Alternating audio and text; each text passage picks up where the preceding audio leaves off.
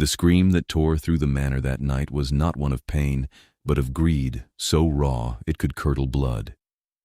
Fiona Rutherford stood in the grand foyer of the estate she had called home for 18 years, her hands trembling as she clutched a worn leather satchel to her chest. The bag contained everything she owned that mattered: her mother's locket, 3 changes of clothes, and the small journal where she had written her private thoughts since childhood. The marble floors gleamed under the chandelier light, cold and pristine, just as her stepmother Constance preferred. Everything in this house had always been about appearances, about maintaining the illusion of prosperity, even as the foundations crumbled. "You ungrateful little wretch!" Constance shrieked, her face twisted with fury as she descended the curved staircase. Her silk dressing gown billowed behind her like the wings of some predatory bird. "After everything I've done for you, after I took you in when your father died and left us with nothing but debts." Fiona had heard this speech before, had endured variations of it for years. The truth was far simpler and far more painful. Her father had died when she was 12, and within 6 months, Constance had married him and moved into their home. By the time Fiona turned 13, her father's modest fortune had vanished into Constance's endless spending. The woman had a gift for burning through money, for buying expensive things that never quite filled whatever void existed inside her. "I'm not asking for anything," Fiona said quietly, trying to keep her voice steady. "I'm just leaving. I found work at the bookshop in town. Mr. Pemberton is letting me rent the room above the store." "Work!" Constance spat the word like a curse. "Manual labor, like some common servant. Do you have any idea how that reflects on me? On this family?" There was no family left. That was the truth Fiona had finally accepted.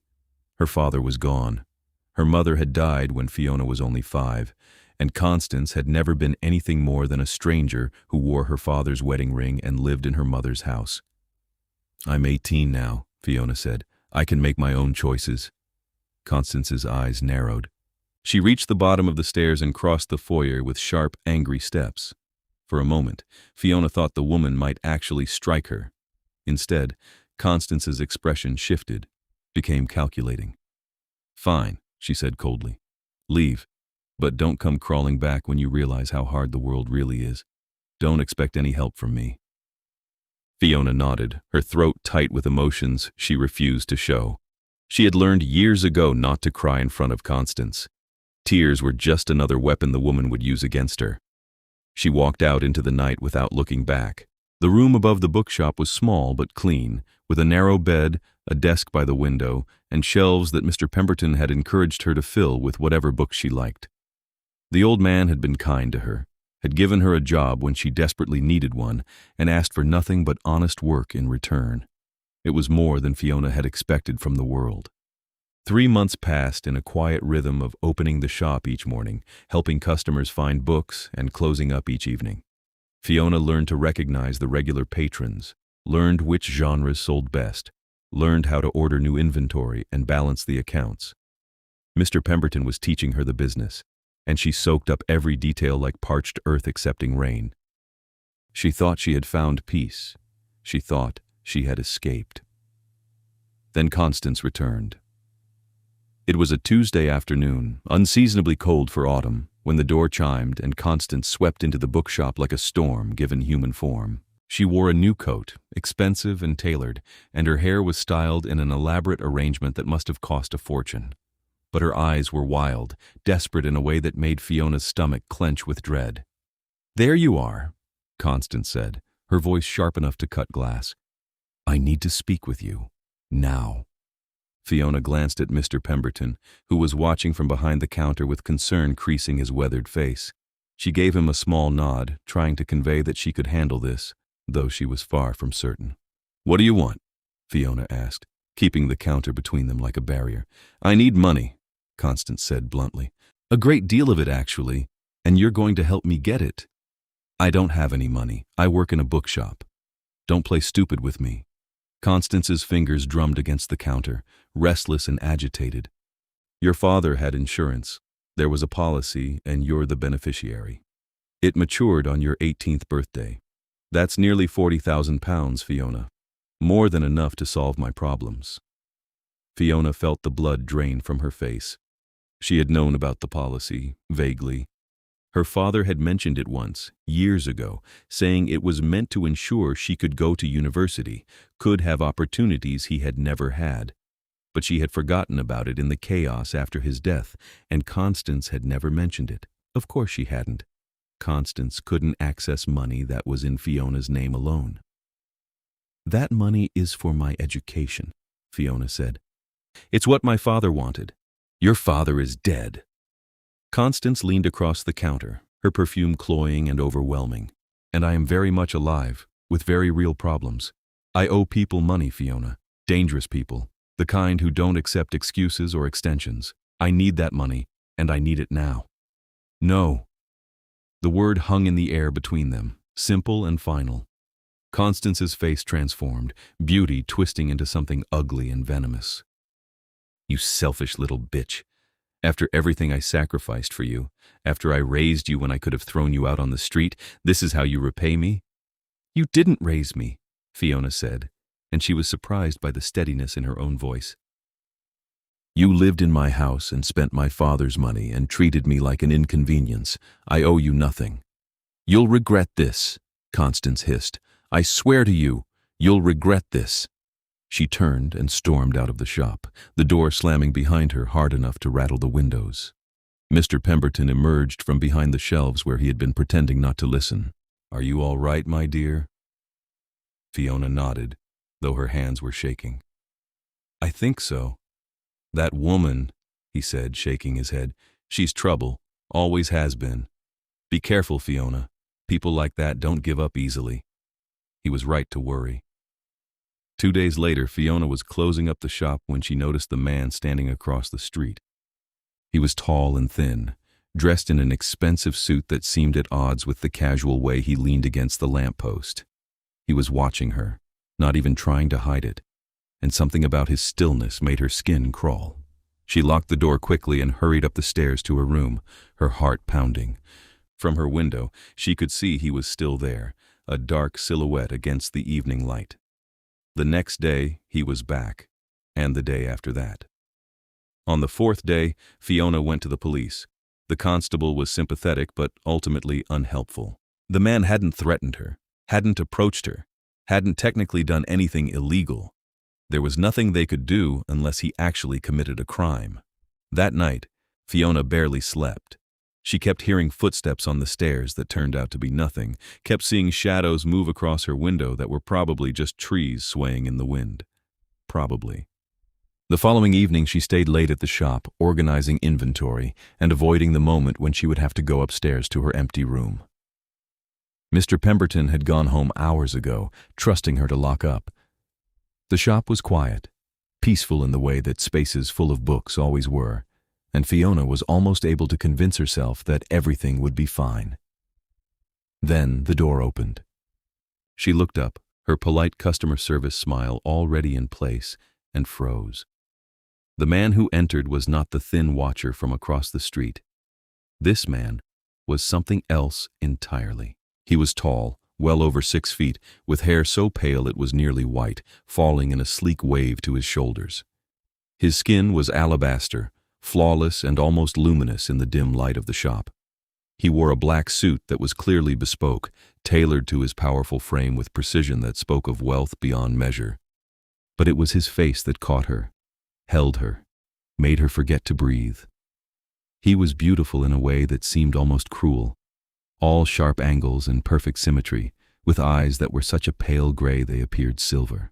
Those eyes found her immediately, locked onto her with an intensity that made her feel pinned in place like a butterfly on a board. "We are closed," Fiona managed to say, though her voice came out weaker than she intended. "I am aware." His voice was deep, accented in a way she could not quite place. Old world, she thought. European, but from which country or era she could not say. "I am not here for books." He moved through the shop with a fluid grace that was unnerving in its perfection. Each step was precise, controlled, like a predator who knew exactly how much power coiled in every muscle. He did not browse the shelves or pretend interest in the merchandise. He simply walked toward her, and Fiona found herself taking a step back, then another, until her back hit the counter. "What do you want?" she asked. "Your stepmother has accrued a substantial debt," he said, stopping a few feet away.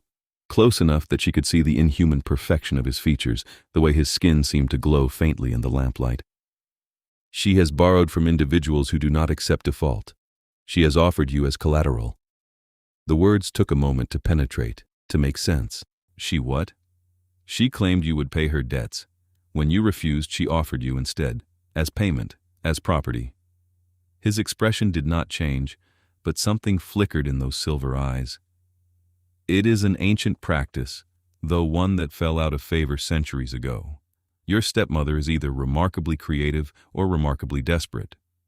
"She can't do that," Fiona said. "I'm not her property. This is the modern world. There are laws." "There are laws," he agreed. "Human laws. But the people your stepmother has borrowed from do not concern themselves with human laws. They are very old, and they operate by very old rules." The way he said it, the emphasis on certain words, sent a chill down Fiona's spine. "What are you?" For the first time, his expression shifted. The corner of his mouth curved very slightly, not quite a smile, but something close to approval. "Observant. Yes, I suppose my nature is rather obvious once one looks properly. I am called Octavian Frost. I am king of the northern bloodline, sovereign of the night court that rules this region, and you, Fiona Rutherford, are in a great deal of trouble." Vampire. The word hung unspoken between them, but it filled the space nonetheless. Fiona had heard the stories, of course. Everyone had. The old families that ruled from the shadows. The beautiful monsters who fed on blood and lived forever, who had carved out their own kingdoms beneath the surface of modern society. Most people dismissed such tales as folklore, urban legend, the kind of stories told to frighten children. But looking at Octavian Frost, at his impossible beauty and predatory stillness, Fiona knew the stories were true. "I don't have any money," she said. "I can't pay whatever she owes." "I am aware of that as well." He tilted his head slightly, studying her with those unsettling eyes. "Your stepmother's debt is significant. She borrowed from vampire merchants to maintain her lifestyle, promised repayment with interest, and then spent everything on frivolities. The merchants have demanded payment. I have been asked to collect." "So you're here to kill me?" Fiona was surprised by how calm she sounded. Perhaps fear, when it became great enough, simply wrapped around to numbness. "No." The word was firm, final. "I am here to offer you a choice." He moved closer, and Fiona caught his scent. Something like winter air and old books, and something else, something dark and metallic that made her think of blood. "You may come with me and work off the debt. I am in need of a curator for my library. It is extensive, ancient, and has been neglected for far too long. You will catalog every volume, organize every collection, preserve every manuscript. In exchange, you will have shelter, safety, and the debt will be considered paid upon completion." "And if I refuse?" His eyes held hers, and for a moment she saw something in their depths, something that might have been regret. "Then I leave you here, and the merchants will send others who are not bound by the codes of honor I observe, others who will take what they are owed in blood and pain and slow death. Your stepmother made you collateral, Fiona. That contract is binding in my world. I am offering you the only way out." It was not really a choice at all, and they both knew it. Fiona thought of the thin man who had been watching her, thought of what might happen if she refused. Then she thought of her small room above the shop, of the quiet life she had been building, of the future she had imagined. All of it crumbled away like ash. "How long?" she asked. "As long as it takes. Months, certainly, perhaps a year, perhaps longer. And afterward, when the debt is paid, I'm free to go? You have my word." He extended his hand, pale and elegant, waiting.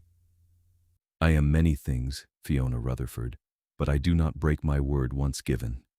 She looked at his hand, at the choice that was not a choice, at the man who was not a man. Then she placed her hand in his, and his fingers closed around hers, cool and strong. "Then I accept." Something flashed in his eyes, too quick to read. Relief? Satisfaction? She could not tell. Gather what you need. We leave tonight. She pulled her hand free, her skin tingling where he had touched her. I need to tell Mr. Pemberton. He'll worry. Write him a note. Tell him you have accepted a position elsewhere, that you are grateful for his kindness, that you will write when you are settled. Octavian's voice was not unkind, but it was implacable. You may tell him nothing else.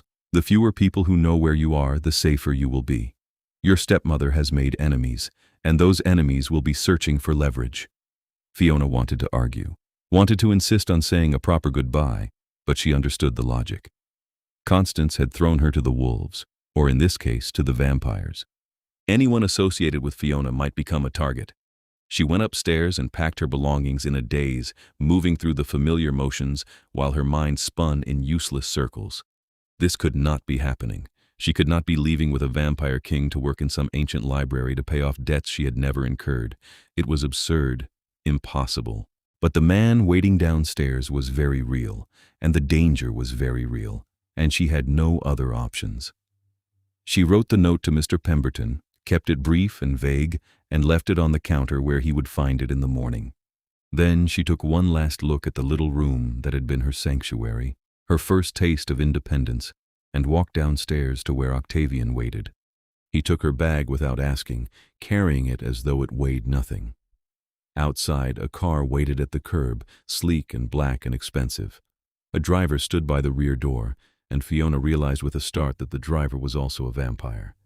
She could see it now that she knew what to look for. The too perfect skin, the preternatural stillness, the eyes that reflected the streetlight like an animal's.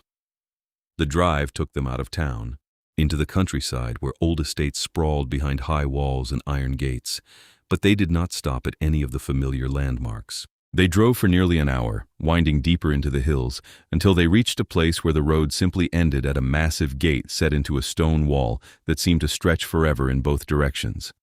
The gate opened without anyone touching it, and they drove through into another world. The estate beyond was vast, more castle than house, all dark stone and soaring towers and windows that glowed with warm light.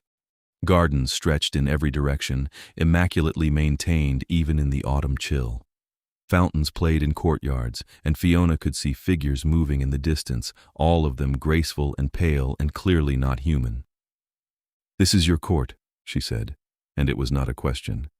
"This is my home," Octavian replied. "The court convenes in the great hall when necessary, but most of my people prefer their own estates. I do not demand constant attendance, only loyalty." The car stopped before a grand entrance, and Octavian helped her out with old-fashioned courtesy that seemed natural to him, as though he had been opening doors for ladies for centuries, which, she realized, he probably had. Inside, the castle was even more impressive. Vaulted ceilings soared overhead, painted with frescoes of battles and celebrations and scenes from myths Fiona half recognized. Chandeliers dripped crystal and candlelight, though Fiona suspected the candles were purely decorative and the real illumination came from hidden electric sources. The floors were marble and polished wood, covered in rich carpets that muffled their footsteps. Artwork hung on every wall, and Fiona recognized pieces that should have been in museums, paintings by masters she had only seen in books. "This way," Octavian said, and led her through a maze of corridors until they reached a suite of rooms that took her breath away. The bedroom was larger than her entire apartment above the bookshop had been, with a 4-poster bed draped in midnight blue silk, a sitting area with plush furniture arranged before a fireplace where flames already danced, and windows that overlooked the gardens. An attached bathroom was all marble and gold fixtures, with a bathtub large enough to swim in. A dressing room connected to the bedroom, and Fiona could see that it had already been stocked with clothes in her size. "How did you know?" she asked, touching the sleeve of a dress that was far finer than anything she had ever owned. "I make it my business to know things," Octavian said. "You will find everything you need here. A member of my staff will come in the morning to show you to the library and explain your duties. If you require anything, simply ask. My people will see to it." He moved toward the door, then paused, looking back at her. In the firelight, he looked almost human, almost warm. though she knew it was an illusion. "You are safe here, Fiona.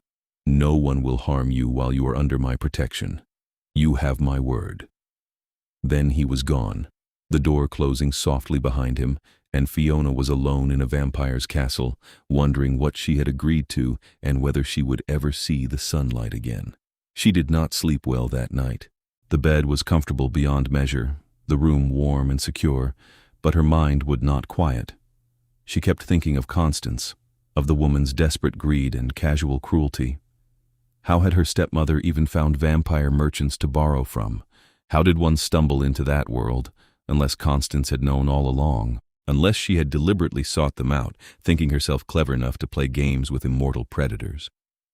The thought made Fiona feel ill. Morning came eventually, pale light filtering through the curtains. Fiona rose and bathed and dressed in one of the provided outfits, a simple dress in deep green that fit perfectly and made her feel like someone else, someone who belonged in a place like this. A knock came at the door precisely at 8. The woman who entered was clearly a vampire, with the characteristic pale skin and hair, but her manner was brisk and professional rather than predatory.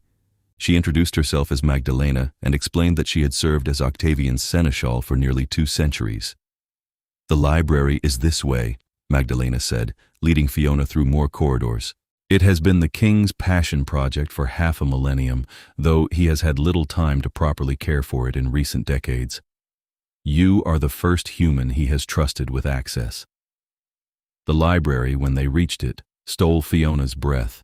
It was enormous, a cathedral of books, with shelves that rose 3 stories high and required rolling ladders to access. Windows of stained glass cast colored light across tables where ancient manuscripts lay carefully preserved under glass. The scent of old paper and leather and time itself filled the air. Fiona had thought she loved books, but this was beyond love. This was reverence. "There are over 200,000 volumes," Magdalena said.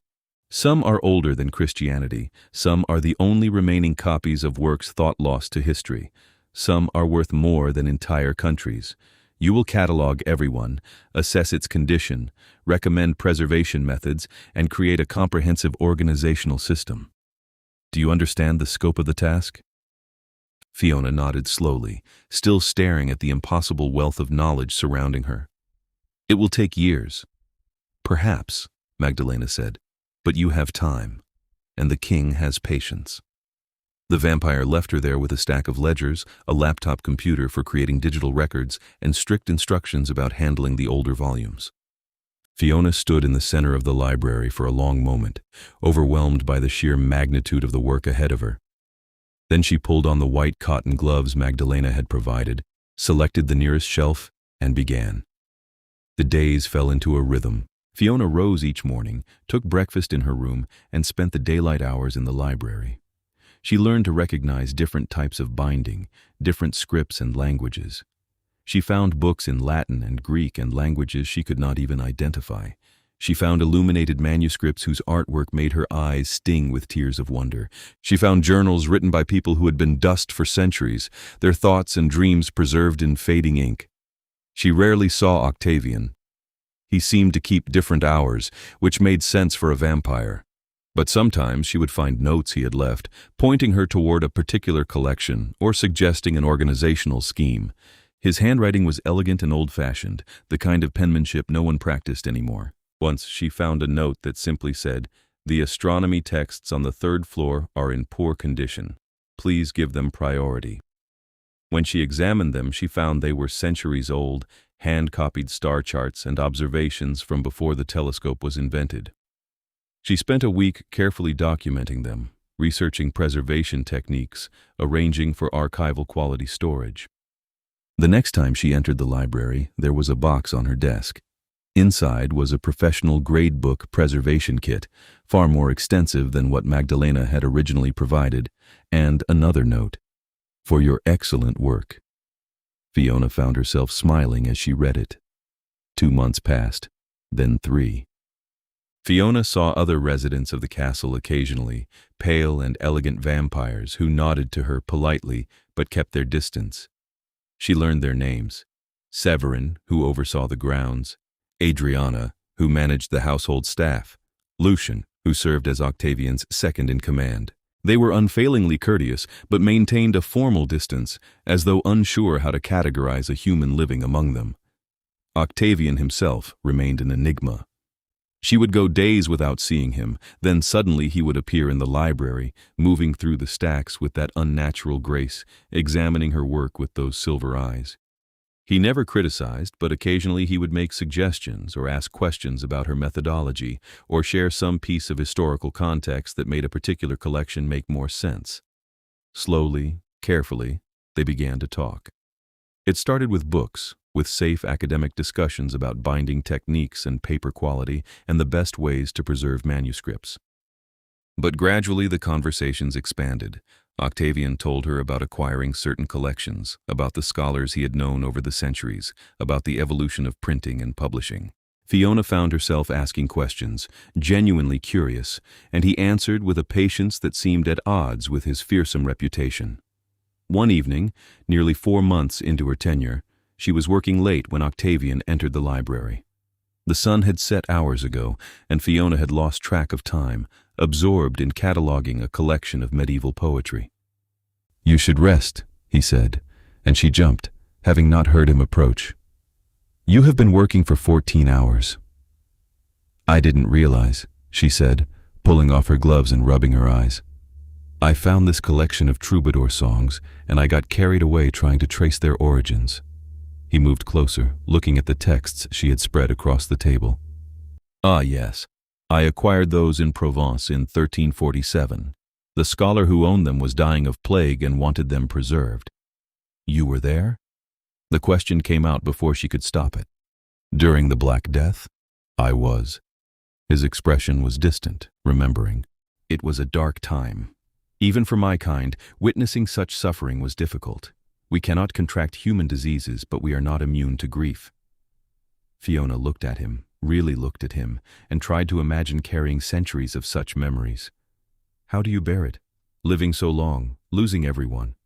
"One adapts," he said quietly. "One finds purpose where one can. For me, it has always been preservation, knowledge, art, beauty. These things outlast individual lives. They connect us across time." It was the most personal thing he had ever said to her, and Fiona felt something shift between them, some barrier lowering. "Is that why you let me come here, instead of turning me over to the merchants?" His eyes met hers, and in them she saw something she had not expected. Shame. "I let you come here because the alternative was unconscionable. Your stepmother's debt was legitimate by our laws, and her offer of you as collateral was, technically, binding. But the law and justice are not always the same thing. You had done nothing wrong. You did not deserve to suffer for her choices. But you could have simply paid her debt yourself. You're a king. You must have resources beyond measure." "I do," he acknowledged. "But if I had simply paid, she would have learned nothing. She would have borrowed again, created new debts, and offered you again. The pattern would have repeated. This way, the debt is paid through honest work. You are safe, and your stepmother faces the consequences of her choices." "What consequences?" Fiona asked, and she was not sure she wanted to know the answer. "She is not your concern," Octavian said, but something in his tone suggested Constance had not fared well. "You are free of her now. When your work here is complete, you may go wherever you wish, do whatever you wish. She will have no claim on you." The words should have been comforting. Instead, Fiona felt a strange pang at the thought of leaving. This place, this impossible castle full of vampires and ancient books, had become more home to her than anywhere had been since her father died.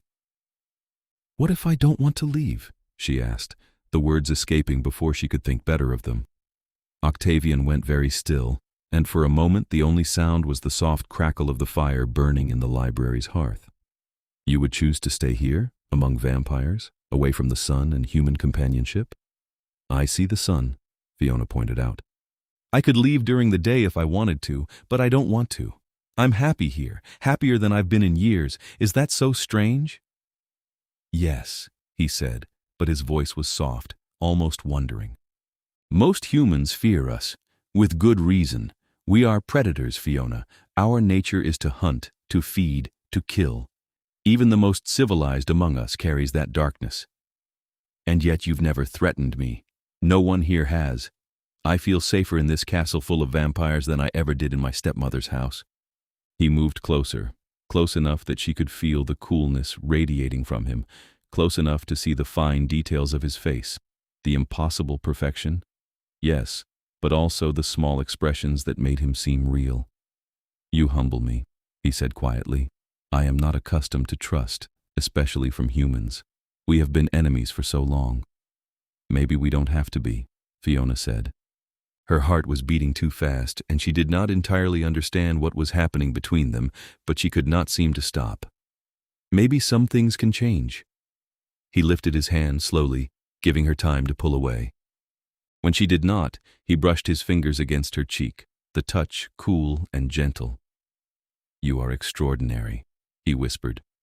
Brave and brilliant and utterly unexpected.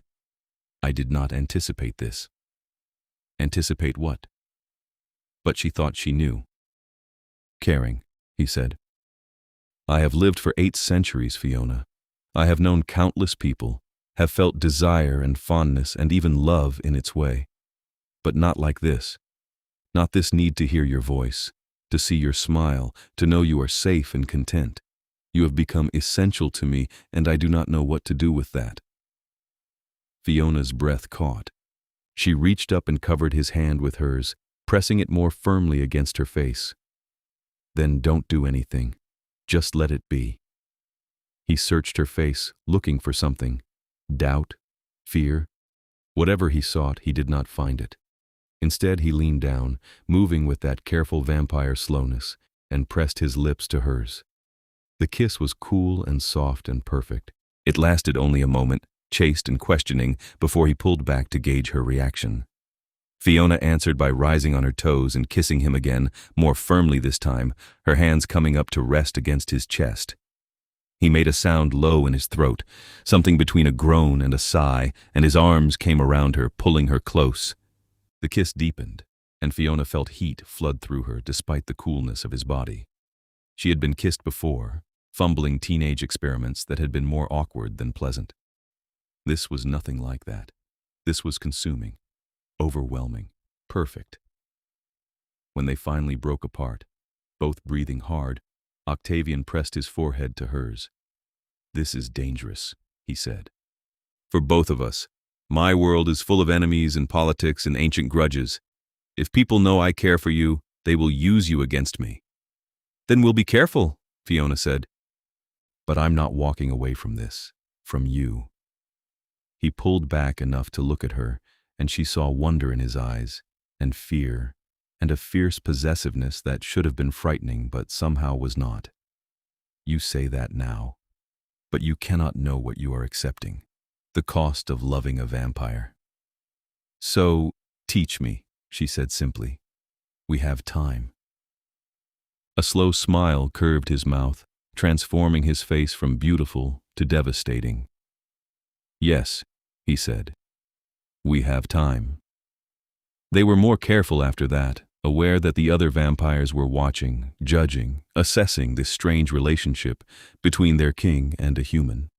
Octavian never came to her rooms, and she never went to his. But in the library, in the quiet hours of the evening, they found each other. They talked about everything and nothing. Octavian told her stories of centuries past, of wars and revolutions and the slow march of human progress. Fiona told him about her childhood, about her father's love of learning, about the loneliness of growing up with Constance.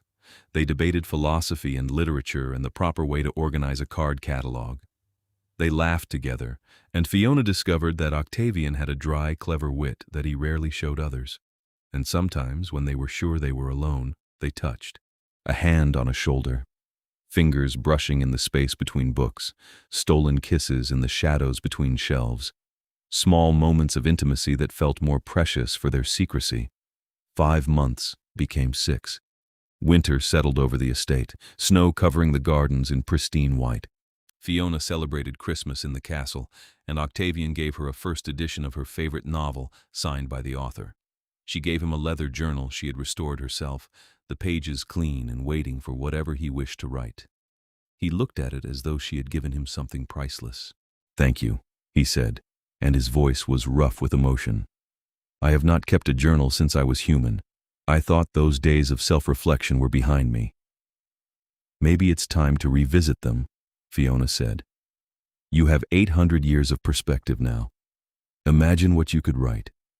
He kissed her then, deep and hungry, and she melted into him, forgetting the cold, forgetting everything but the feel of him against her. They were so absorbed in each other that they did not hear the great hall doors open. They did not notice the commotion until Lucien burst into the library, his usually composed face tight with anger. "My lord," he said, and stopped short when he saw them. "I apologize for the intrusion, but there is a situation. The woman is here." Octavian pulled away from Fiona, his expression hardening into the mask of a king. "What woman?" "The stepmother, Constance Rutherford. She is in the great hall demanding an audience, demanding gold." Fiona felt ice flood her veins. "She's here? How did she even find this place?" "Desperation makes people resourceful," Octavian said grimly, "and foolish. Lucien, gather the court. If the woman wants an audience, she will have one." The great hall was a vast space of dark stone and soaring arches, lit by chandeliers and torches that cast dancing shadows on the walls. A throne sat at one end, carved from a single piece of black marble, and Octavian settled into it with the easy authority of someone who had ruled for centuries. His court assembled around him, dozens of pale, beautiful vampires who arranged themselves in precise hierarchies that Fiona was only beginning to understand. Fiona stood to the side, not quite part of the court but not quite separate, aware of the eyes on her. Lucien had taken his place at Octavian's right hand, his expression carefully neutral. The doors opened, and Constance was escorted in by 2 vampire guards. She looked terrible. Her expensive clothes were rumpled and stained, her elaborate hair disheveled. Her eyes were wild, darting around the hall with poorly concealed fear, but when her gaze landed on Fiona, fear transformed to fury. "There you are!" Constance snarled. "Living in luxury while I suffer. How typical!" "You were told the debt was being paid," Octavian said, his voice cutting through the hall like a blade. "The human is working off what you owe. The contract is being fulfilled." "That's not good enough," Constance said, and Fiona was shocked by the audacity. The woman was standing in a room full of vampires, insulting their king, and seemed oblivious to the danger. "I need money now, real money, gold. The girl can give it to me. She has that insurance policy. She just needs to sign it over." "I already told you no," Fiona said, stepping forward before she could think better of it. "That money was my father's final gift to me. I'm not giving it to you to waste on gambling and clothes." Constance whirled on her, face twisting with rage. "Ungrateful brat. I should have thrown you out the moment your father died. You've been nothing but a burden, nothing but a drain on my resources." "Enough." Octavian's voice was soft, but it carried such weight that everyone in the hall fell silent. He rose from his throne and descended the steps with deliberate slowness, and Fiona saw Constance finally realize the mistake she had made. The woman took a step back, then another, as Octavian approached. He was terrifying in that moment. Every inch the predator, the ancient king, the creature of nightmare that humans told stories about. His eyes had gone cold and hard as winter ice, and when he spoke, his voice promised violence. "You dare come to my court and make demands? You who sold a girl like property to cover your debts? You who have shown neither remorse nor gratitude? You who have no honor and no shame?" "I just need money," Constance whimpered, and Fiona felt a strange mix of pity and disgust. "I owe people. Bad people. They'll kill me." "Then you should not have borrowed from them," Octavian said flatly. "You made your choices, Constance Rutherford. Now you live with the consequences. The debt you incurred through vampire merchants has been paid through Fiona's labor. You have no further claim here." "But I need more," Constance insisted, and Fiona could not believe the woman's stupidity. "She has money. I deserve it. I raised her. I kept a roof over her head." "You did the bare minimum required by law," Octavian said. And now you demand payment for basic decency? No, you will receive nothing, and you will leave my territory and never return." "Make her give me the money!" Constance shrieked, lunging toward Fiona. "Make her sign it over! You're the king! You can force her!" She never reached Fiona. Octavian moved with speed that defied perception, putting himself between them, one hand catching Constance by the throat and lifting her off the ground as easily as if she weighed nothing. The woman choked, her hands scrabbling uselessly at his grip. "You do not touch her," Octavian said, and his voice had gone inhuman, layered with something ancient and deadly. "You do not speak to her. You do not look at her. She is under my protection, and any threat against her is a threat against me. Do you understand?" Constance managed a jerky nod, her face going purple. Octavian held her a moment longer, then dropped her. She collapsed to the floor, gasping and crying. "Remove her from my sight," he ordered, not even looking at her. "Escort her to the border of our territory and make it clear that if she returns, there will be no mercy." The guards moved forward and hauled Constance to her feet. She was sobbing now, broken and pathetic, and Fiona felt nothing. No sympathy, no anger, just a vast emptiness where family should have been. As the guards dragged Constance toward the doors, the woman twisted around, her eyes finding Fiona one last time. "You'll regret this," she screamed. "You'll see. You can't hide behind vampires forever." Then she was gone, the doors closing behind her, and the hall fell into ringing silence. Octavian turned to Fiona, and the dangerous predator mask melted away, replaced by concern. "Are you hurt? Did she touch you?" "I'm fine," Fiona said, though she was shaking. "You stopped her." "Always," he said fiercely. "I will always stop anyone who tries to harm you. You are mine to protect." The possessiveness in his words should have been alarming, but instead Fiona felt warmth spread through her chest. She stepped closer and took his hand, squeezing gently. "Thank you." Around them, the court was watching with undisguised interest. This was clearly more drama than they usually witnessed, and Fiona could see the speculation in their eyes, the whispers starting to spread. Their king had declared his protection of a human in the most public way possible. There would be consequences to that. Octavian seemed to realize the same thing. He looked around the assembled court, his expression hardening back into regal authority. "Let it be known," he said, his voice carrying to every corner of the hall, "that Fiona Rutherford is under my personal protection. Any who threaten her threaten me directly. Any who harm her will answer to me. This is my decree." There was a murmur of acknowledgement, but also unease. Lucien stepped forward, his expression troubled. "My lord, with respect, such a public declaration will draw attention. There are those among the other bloodlines who will see this as weakness, an opportunity to strike at you through the girl." "Then they may try," Octavian said coldly. "And they will learn the cost of such foolishness. I have been king for 500 years, Lucien. I did not gain that position, nor hold it through weakness." "Of course not, my lord." Lucien bowed his head. "I merely wish to ensure you have considered all angles." "I have considered everything," Octavian said, "and my decision stands. Fiona stays, under my protection, as my honored guest." He paused, and something shifted in his expression, became almost vulnerable. "Unless you wish to leave, after tonight I would not blame you." Fiona looked at the vampire king, at the man who had just defended her with such fierce certainty, and felt her heart make a choice her head had been dancing around for months. "I'm not going anywhere," she said clearly, loud enough for the whole court to hear. "This is where I belong." She saw the impact of her words in his eyes, saw something that might have been joy flash across his face before he schooled it back to neutral, but his hand tightened on hers, and she knew he had heard everything she had not said aloud. The court was dismissed shortly after, vampires filing out in small groups, their whispered conversations fading as they left.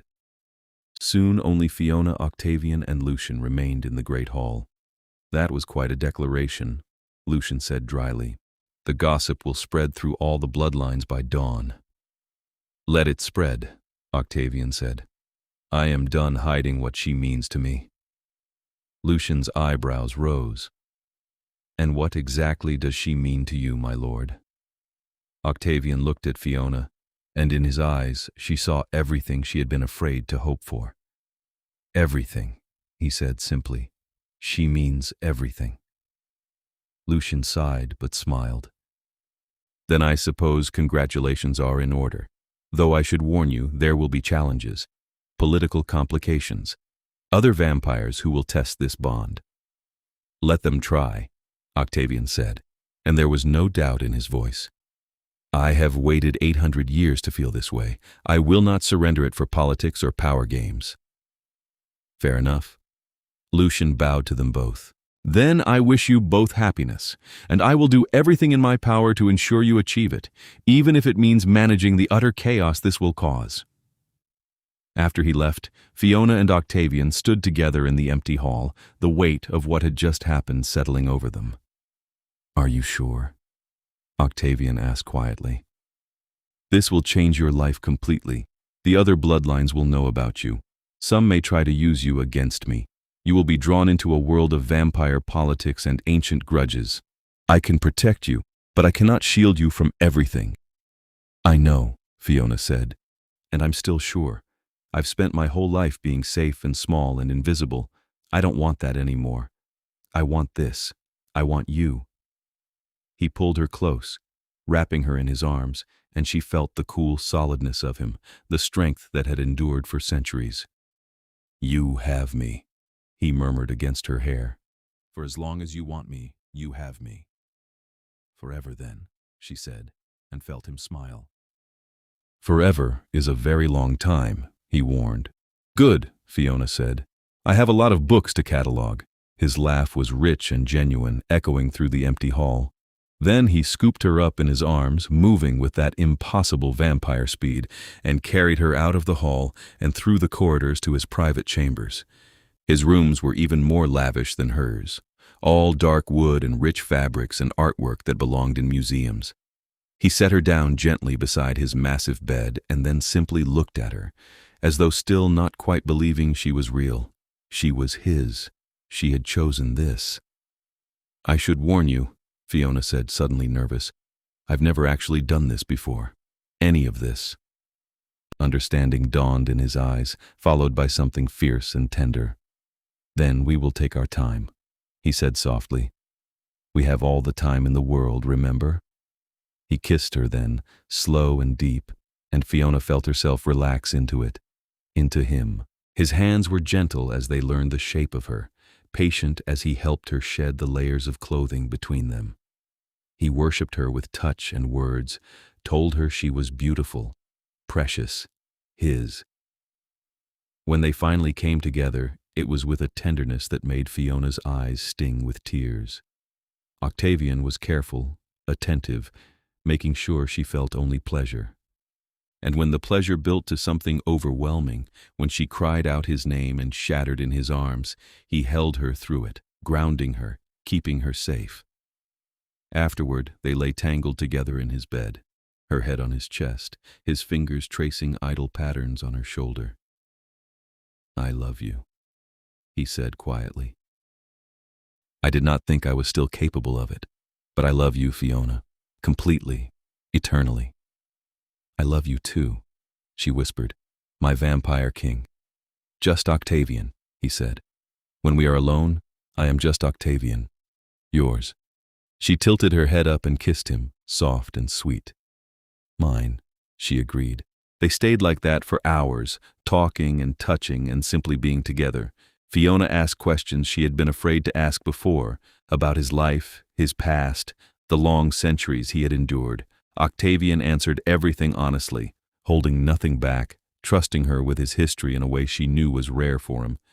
He told her about being human, about growing up in medieval Romania, about the vampire who had turned him and the brutal world he had been thrust into. He told her about the wars he had fought, the enemies he had made, the slow, painful process of building a court and a territory and a reputation fierce enough that others would think twice before challenging him. It has been a long road, he said, often lonely. I had allies, friends even, but no one I could truly share myself with. Until you. Tell me about your court, Fiona said. How does it all work? He explained the structure of vampire society, the different bloodlines that controlled different territories, the complex web of alliances and rivalries that had existed for millennia. His bloodline, the Northern Court, was one of the oldest and most powerful, and as king, he was both respected and envied. There are 5 major bloodlines, he said. Each controls a region of Europe. We maintain a fragile peace through a network of treaties and mutual self-interest. But there are always those who seek to upset the balance, to gain power or territory, or simply to sow chaos. And Constance borrowed from vampire merchants, Fiona said, understanding dawning. Which bloodline do they belong to? The Eastern Court, led by Viktor Morozov. He is old, cunning, and ambitious. The merchants who lent to your stepmother are his vassals. By taking you in and allowing you to work off her debt, I have technically interfered in his business. It was a calculated risk. Will he retaliate? Perhaps. Octavian's expression was thoughtful. But I suspect he will be more curious than angry. He knows I do not act without reason. And now that I have publicly claimed you, he will be even more interested. We may receive a visit from him or his representatives. The thought should have been terrifying, but Fiona found she trusted Octavian completely. If he said he could protect her, she believed him. The next weeks passed in a haze of happiness. Fiona continued her work in the library, but now Octavian joined her often, helping with the cataloging or simply reading beside her. They stole time together whenever they could, learning each other in all the ways that mattered. The other vampires in the court adjusted to the new reality with varying degrees of grace. Some, like Lucienne and Magdalena, seemed genuinely pleased for their king. Others were more skeptical, watching Fiona with wary eyes, clearly waiting to see if she would prove worthy of Octavian's devotion. Fiona did her best to win them over through simple competence. She worked hard in the library, took an interest in the court's affairs, and treated everyone with respect. Slowly, cautiously, some of the vampires began to warm to her. Adriana started inviting her to join the household planning meetings. Severin showed her the gardens and explained the careful cultivation required to keep them beautiful year-round. Even the more standoffish members of the court began to nod to her in the corridors, acknowledging her presence. Then, 2 months after Constance had been thrown out, a messenger arrived from the Eastern Court. Viktor Morozov requested a formal audience with Octavian Frost to be held at a neutral location to discuss matters of mutual interest. The message was polite, almost cordial, but everyone in the court understood the subtext. Viktor wanted to see Fiona for himself, wanted to assess whether she was worth the political complications her presence had created. "You do not have to attend," Octavian told her as they discussed the summons in his study. "I can meet with Viktor alone. And let him think I'm hiding behind you?" Fiona shook her head. "No. If I'm going to be part of your life, part of this world, I need to face it head on. I'll attend." Pride and worry warred in Octavian's expression. "He will test you, try to unsettle you. He is old, Fiona, older than I am, and he delights in games." "Then I'll play," Fiona said with more confidence than she felt. "I've survived Constance. I can survive a vampire king." The meeting was set for a week later, at an ancient abbey that had been converted into a neutral meeting ground centuries ago. Octavian brought Lucian and Adriana with them, along with a small contingent of guards. Fiona wore a dress Octavian had chosen for her, deep midnight blue that made her skin glow and her eyes seem impossibly bright. She looked, she hoped, like someone worthy of standing beside a king.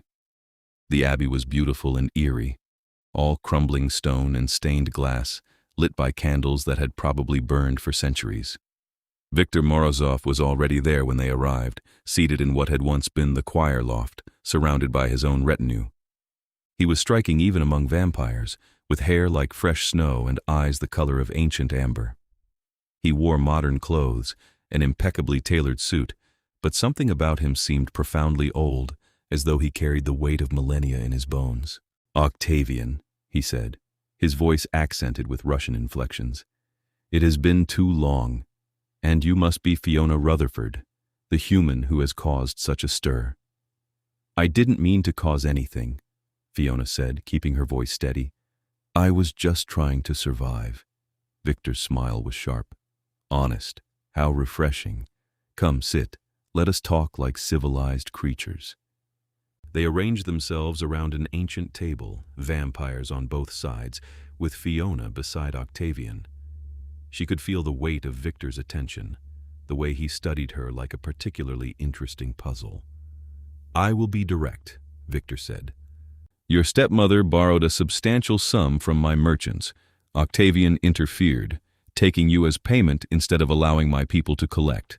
This was, technically, a breach of protocol. I could demand recompense. But you won't, Octavian said calmly. Because the debt is being paid legitimately, and you have no real grievance. Perhaps. Victor's eyes drifted to Fiona. Tell me, child, why did you choose to stay with him? When the debt is paid, you could leave. Return to your human life. Why remain in a world of monsters? Fiona met his gaze without flinching. Because I love him. And because this world, these so-called monsters, have treated me with more kindness and respect than most humans ever did. My stepmother sold me like property. Octavian offered me work, safety, and eventually love. The choice is easy. Something flickered in Victor's ancient eyes. Respect, perhaps.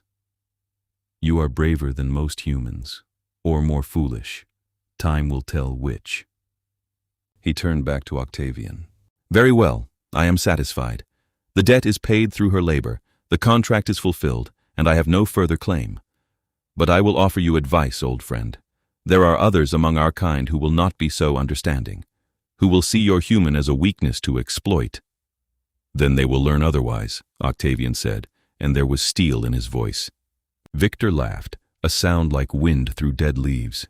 Yes, I suspect they will. Still, watch your back, Octavian. These are complicated times. The bloodlines are restless. Change is coming, whether we wish it or not. The meeting concluded with surprising cordiality. Victor and Octavian spoke of politics and territory, of treaties and trade routes, while Fiona listened and learned. She began to understand the delicate balance Octavian maintained, the careful diplomacy required to keep peace among immortal predators. When they finally left the abbey, Fiona felt exhausted, but exhilarated. She had faced one of the most powerful vampires in Europe and held her ground. She had proven to Victor and to herself that she belonged in this world. You were magnificent, Octavian murmured as they rode back to the castle. Victor is difficult to impress, but you managed it. I just told the truth, Fiona said, that I love you and I'm not going anywhere. He pulled her close, kissing her temple. My brave, brilliant girl, you continue to amaze me. Back at the castle, life settled back into its rhythm. Spring came, bringing warmth and new growth to the gardens. Fiona completed the cataloging of the library's main collection and began work on the specialized archives. She and Octavian grew closer still, learning each other's rhythms and habits, building a life together that felt natural despite its supernatural context. There were challenges, of course. Some members of the court never fully accepted her, maintaining a cool distance, and there were occasional threats from outside forces, other vampires who tested Octavian's defenses or tried to use Fiona as leverage. But Octavian always protected her, and Fiona learned to defend herself as well, taking self-defense lessons from Lucian and learning the politics of the vampire world. A year passed, then another. The debt had long since been paid through her work, but Fiona showed no signs of leaving. She had found her place here, found her purpose, found her love. One evening, as they walked through the gardens under the stars, Octavian stopped beside a fountain and turned to her with unusual solemnity. Fiona, he said quietly, we need to discuss something important. Her heart clenched. What's wrong? Nothing is wrong. But I need you to understand what choosing me means, what staying with me means. He took her hands in his. You are human. You age. In a few decades you will grow old, and eventually you will die.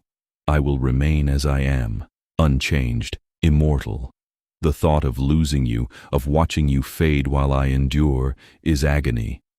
"I know," Fiona said. She had thought about this often, had wrestled with the implications. "I've accepted that. But there is another option." His silver eyes searched hers. "I could turn you, make you vampire. We would have eternity together. You would never age, never sicken, never die." The offer hung between them, monumental and terrifying. Fiona had known this moment would come eventually, but facing it was different than imagining it. "What would it mean?" she asked. "Really, not just immortality, but everything that comes with it." Octavian did not sugarcoat it. "You would need blood to survive. Human blood, though we have ethical ways of obtaining it now, medical donors who are well compensated. You would be sensitive to sunlight, unable to tolerate direct exposure. Your nature would change, become predatory. You would be stronger, faster, but also more dangerous. You would be vampire, with all the darkness that entails. And if I said no, if I chose to stay human, then I would love you for every moment I have you," he said fiercely. "And when you are gone, I would mourn you for the rest of eternity. But I would not force this choice on you. It must be yours alone." Fiona thought about it, really thought about it. Thought about growing old while Octavian stayed young, about the inevitable end that waited for all humans. Thought about the life she had built here, the work she loved, the man she adored. Thought about eternity. "I need time," she said finally. "This is too big to decide right now." "Of course." He kissed her forehead gently. "Take all the time you need. The offer stands, now and always." She thought about it for weeks. She talked to Magdalena about what the transition was like, about the challenges of vampire life. She talked to Lucienne about the political implications, about what it would mean to be Octavian's bonded mate rather than his human companion. She even talked to some of the younger vampires, those who had been turned within the last century, about their experiences. Everyone gave her honest answers, held nothing back. The transformation was painful. The bloodlust could be overwhelming at first. The loss of humanity, of the simple pleasures like tasting food or feeling warmth, was a real sacrifice. But there were compensations: the strength, the speed, the enhanced senses. The lack of disease or injury or aging. The opportunity to see centuries unfold, to accumulate knowledge and experience beyond human comprehension. The chance to stay with Octavian, to build a life with him that could span millennia. In the end, it came down to a simple question. Did she want to spend a human lifetime with Octavian or an immortal one? She found him in the library, shelving books she had catalogued, and she knew her answer. "I want to be turned," she said without preamble. "I want forever with you." He went very still, then turned to her with such blazing joy that it took her breath away. "You are certain? You have considered everything?" "I'm certain. I love you. I love this life. I want all of it, for as long as possible." He crossed to her in 3 strides and swept her into his arms, holding her so tightly she could barely breathe. "You honor me beyond measure," he whispered. "I will make it as painless as possible. I will be with you every moment. And when you wake, we will face eternity together." The transformation was planned carefully. Octavian wanted to do it himself, wanted to be the one to turn her, to bind her to him completely. They chose a night when the moon was dark, when the castle was quiet and they could have privacy. Fiona was nervous but not afraid. She trusted Octavian completely, knew he would take care of her. They went to his chambers and he held her close, explaining what would happen. "I will drain you nearly to death, then I will give you my blood. The transformation will take 3 days. You will sleep through most of it, but there will be pain. Your body is dying and being reborn as something new. I will stay with you. I will not leave you." "I know," she said and kissed him. "I'm ready." He bit her gently, his fangs piercing her throat with surprising precision. The sensation was strange, a mix of pleasure and pain that made her dizzy. She felt her strength draining, felt her heartbeat slowing, felt the world starting to fade. Just before she lost consciousness, Octavian bit his own wrist and pressed it to her lips. "Drink," he commanded, and she did, tasting blood for the first time.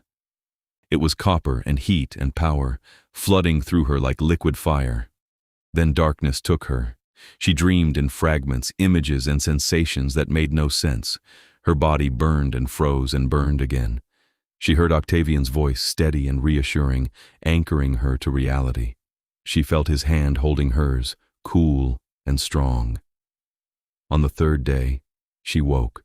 The world was different, sharper, clearer, more vivid. She could hear everything: the rustle of fabric, the whisper of air through the ventilation system, heartbeats from rooms away. She could smell everything: old books and beeswax candles and the cool, distinctive scent of vampire. And when she opened her eyes, she could see in perfect detail, even though the room was lit only by a single candle. Octavian was beside her, watching with anxious hope. "Fiona, how do you feel?" She sat up, marveling at the ease of the movement, the strength in her limbs. "Different. Everything is different. Is this what you experience all the time?" "Yes." He smiled, relief washing over his face. "The heightened senses, the power. It takes time to adjust, but you will learn to control it." She looked down at her hands, turning them in the candlelight. Her skin was paler now, taking on the characteristic vampire alabaster.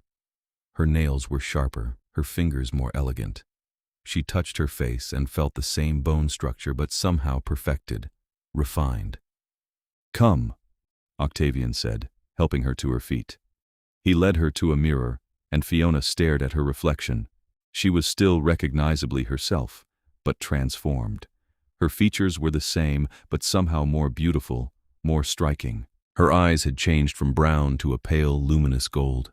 Her hair seemed thicker, richer, falling in waves around her face. "I'm vampire," she breathed, and it was real. It was true. "You are," Octavian said, and there was such pride in his voice. "My mate, my equal, my love." She turned to him, and he was there, solid and real, and hers for eternity. She kissed him, tasting him with new senses, feeling the connection between them deepen into something profound. The next weeks were an education in her new nature. Octavian taught her to control her strength, to move without breaking things, to moderate her enhanced senses so she was not constantly overwhelmed. He taught her to feed, introducing her to the network of willing donors who provided blood in exchange for generous compensation and absolute discretion. The first time she fed, she was terrified she would lose control, would hurt someone. But Octavian was there, guiding her, showing her how to take only what she needed, how to ensure the donor felt pleasure rather than pain. It was strange and intimate, and fundamentally changed how she understood her new nature. But she adapted. She learned.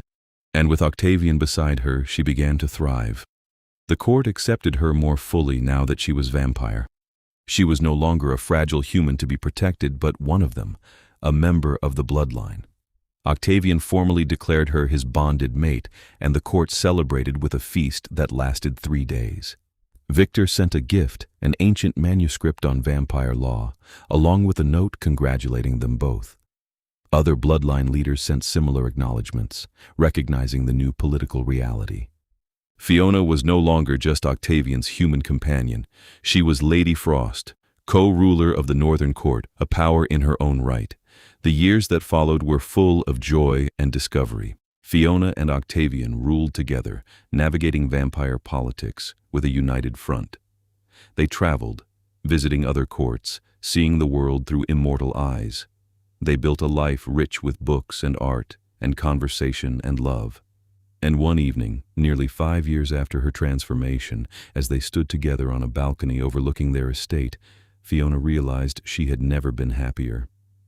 "Do you regret it?" Octavian asked, as though reading her thoughts. "Giving up your humanity?" "Never," Fiona said without hesitation. "I gave up nothing and gained everything. I have you. I have purpose. I have forever. What could I possibly regret?"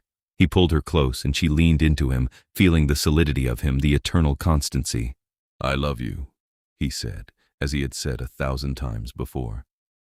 "I love you too," she replied, as she would say 1,000 times more. They stood together under the stars, two immortals bound by choice and love, facing an eternity of possibilities. The stepmother who had tried to sell her was long gone, disappeared into obscurity and irrelevance. The debt had been paid and transformed into something infinitely precious. The vampire king had dragged the greedy woman out and freed his bride from the chains of her past. And now that bride stood beside her king, his equal, his love, his partner in all things. Together they would face whatever the long centuries brought, secure in the knowledge that they had found something rare and precious and eternal. Love.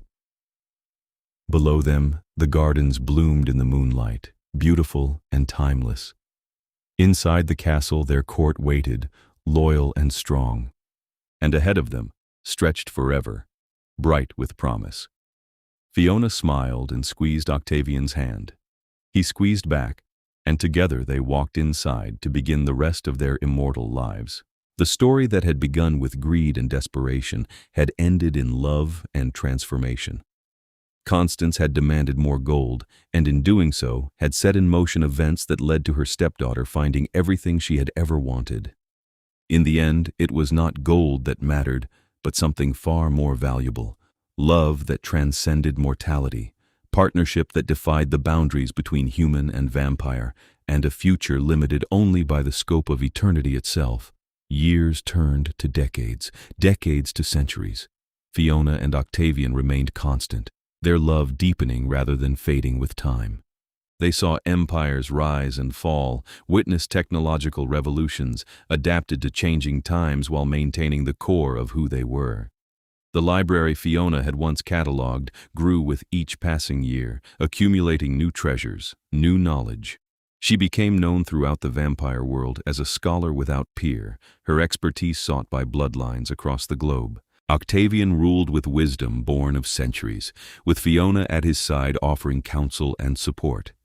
They faced challenges, of course, political threats from rival bloodlines, vampire hunters who grew more sophisticated with each generation. The constant need to adapt to a changing world while maintaining their own nature and traditions. But they faced everything together. And when they had been together for a full century, when the world had changed beyond recognition from the one Fiona had been born into, they stood once more on that same balcony, looking out over an estate that had weathered the passage of time. "Do you remember the night Constance came here?" Fiona asked, demanding gold, threatening everything. "I remember thinking she was the greatest fool I had ever encountered," Octavian said, "trading you for money, as though anything could be worth more than you." "She gave me the greatest gift in her way," Fiona mused. "She pushed me out of my small, safe life and into something extraordinary, into you." "Then I suppose I should be grateful to her," Octavian said dryly, "though I never want to see her again." Fiona laughed, the sound bright and joyful. Constance was dust, had been for decades. The woman had lived out her life in poverty and bitterness, her greed ultimately consuming her. Fiona had learned of her death through neutral channels and felt nothing but a distant pity. That chapter of her life was closed. This chapter, the one with Octavian, with the court, with the endless adventure of immortality, was still being written. "Come," Octavian said, extending his hand. "The court is gathering. They want to celebrate our centennial anniversary."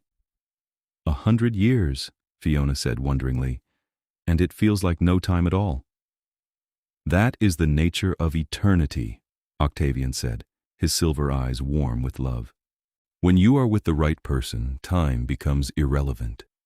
What matters is the moments, the memories, the love that binds you." They joined hands and walked together into the castle, into the waiting celebration, into the continuation of their story. A story that had no ending, only new chapters, new adventures, new depths to explore. The stepmother had come back demanding more gold, and the vampire king had dragged her out, But in doing so, he had freed his bride from more than just an immediate threat. He had freed her from a life of limitation, from the boundaries of mortality, from the cage of other people's expectations.